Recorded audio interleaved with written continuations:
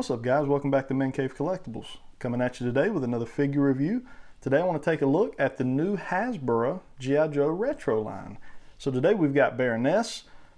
As we can see here with our box, it has a very nostalgic feel, really taking it back to the 80s with the original G.I. Joe line. Got a nice portrait here of Baroness. We can obviously see everything here in our blister pack. All of her accessories, guns, her. We do see a stand in there behind of her.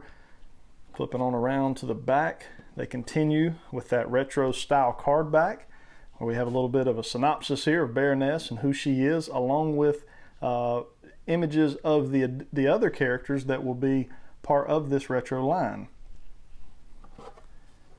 Let's go ahead and crack her out of this packaging and see what we got. Alright guys, so we got our Baroness out of the packaging and onto our review table. And let me tell you, this definitely has an odd feel.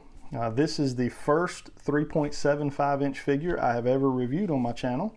And to be honest with you, it really is the first 3.75 inch figure I've held in probably 10 or 15 years. I did collect a little bit of the Marvel Universe 3.75 inch line many years back, but ended up kind of swapping over and going with Legends in the 6-inch scale. So this is kind of new to me, these small figures like this. I'll be honest, upon now breaking her out of the packaging, I really like these figures, I can already say it, better on card. So I will probably try to find all these figures on card as well. Being they're only 12 bucks, I may just buy doubles of all of them, break one out, leave one on card. But let's jump right on into the accessories that she comes with. So she comes with a small kind of Uzi slash mini gun here, compact submachine gun, whatever we want to call it. Looks really nice.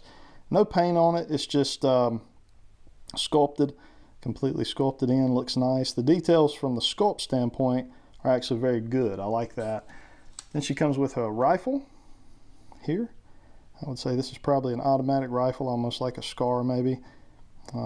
Fully sculpted. No paint detail on this. Really no paint detail on any of the accessories that she comes with. Comes with a really small handgun here, blaster. You can see that, fully sculpted. It does have a peg right here on the side, you can see, and I'm guessing, well, I was thinking that may peg in somewhere, but it doesn't appear that it does. So if you know maybe where that's going to peg in, let me know if there's something I'm missing. Just looks like it should peg into something.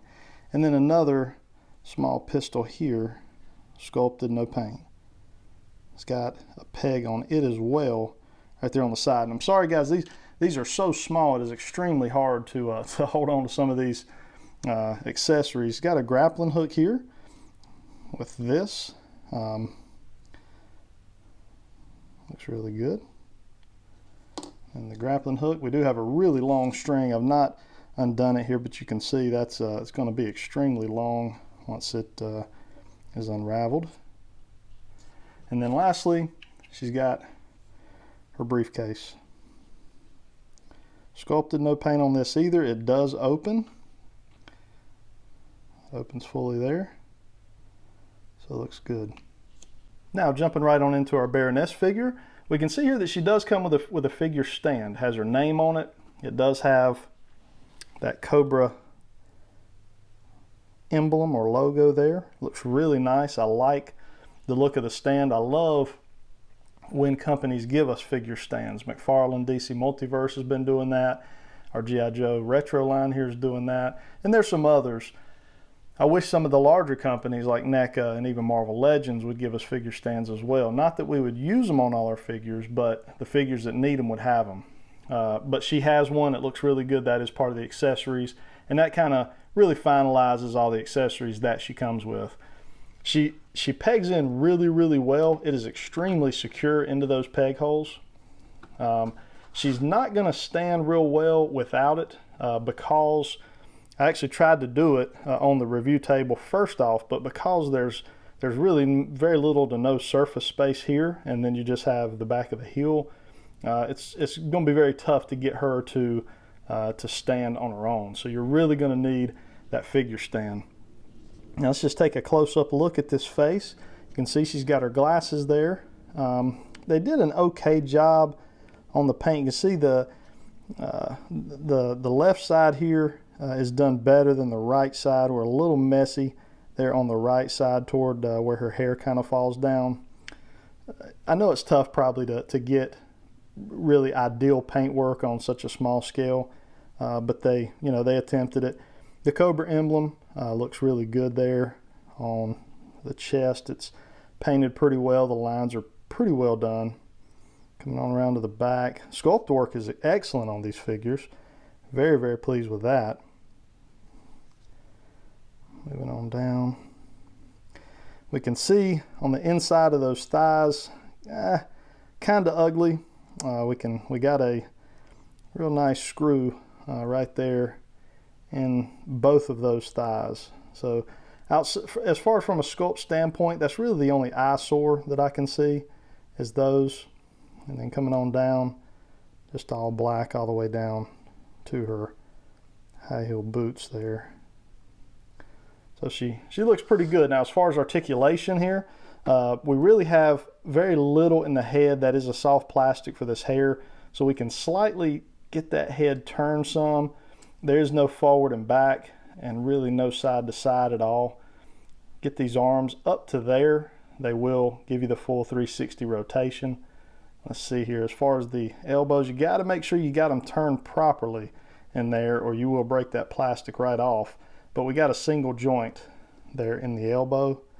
And then this right here actually will swivel for you, the gloves. So that is nice. You have a cut right there about mid forearm. No wrist articulation on these. Real good articulation right here in the right below the chest. So you can see that we can get over. Kind of makes the back look a little bit ugly there. You can see how that looks, but you have it. So it'll allow the spin and the crunch. Nothing here at the waist. We can get down, we can get the splits. These will not swivel up here at the pelvic area, and no cut in the thigh, but we do have a double jointed knee, which is really nice. Real nice on such a small figure. And then we do have a cut here at the ankle, and we can get those ankles forward and back. Okay, no side to side. So we don't have any kind of pivot on the ankle. You can see that. So that is it for articulation. We'll get her back here on her stand. And again, it's very secure on the stand.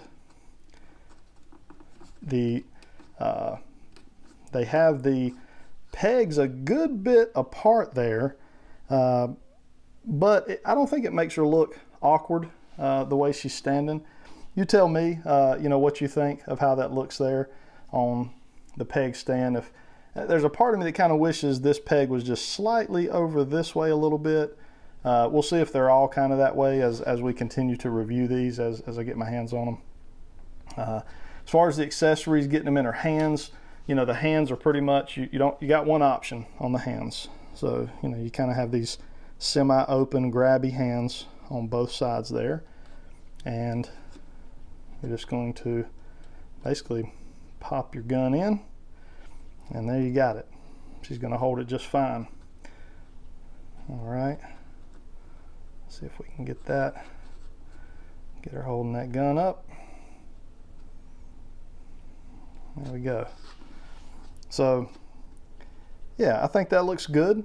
I'm very happy with the figure.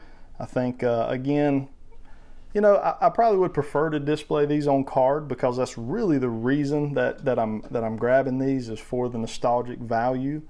So just something to think about. I know a lot of guys probably are going to leave them on card, so I think these reviews could be very helpful. Guys can actually see what's going on really inside the package and get close-ups of what we got, because I know a lot of you guys are probably going to collect them and leave them on card. Let's go ahead and do a few size comparisons, and we'll wrap up our video. All right, guys, so here's our Baroness with a couple figure lines. We got the NECA Predator. We've got a standard 6-inch Marvel Legend Deadpool figure, and then we have our new Super 7 Raphael. So, and by the way, if you hadn't seen my review on that, check that out. That is definitely one of the best figures of the year. But we can just see how small she is here. She's a very small figure. But again, I think this figure is really going to pull on kind of the nostalgic value of us as collectors, and that's really what they're going for here. Plus, you know, it's a $12, $13 figure, you know, which is pretty easy for most of us collectors to kind of fit into our budget to grab a few of these here and there. So going forward, I probably will try to grab two so I can keep one on card, break one out, and do the review.